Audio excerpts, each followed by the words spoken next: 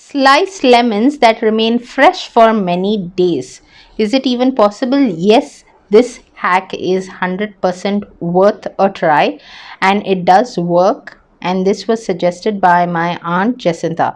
So basically, one part of the slice I'll be using, the other I will wrap it in the aluminium foil in this way.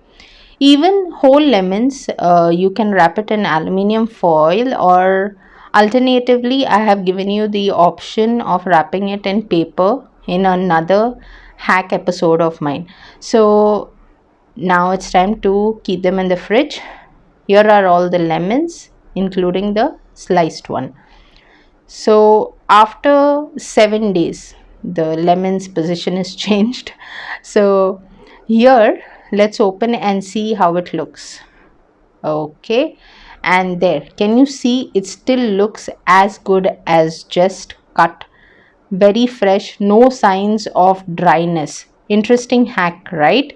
Then it deserves a like, so please do like. And the one which was full, not cut, also is intact, as good as fresh. So try the hack, let me know in the comment section how did it work for y'all. And for more interesting hacks, please do subscribe to my channel if not as yet. I'll see you next time. Bye.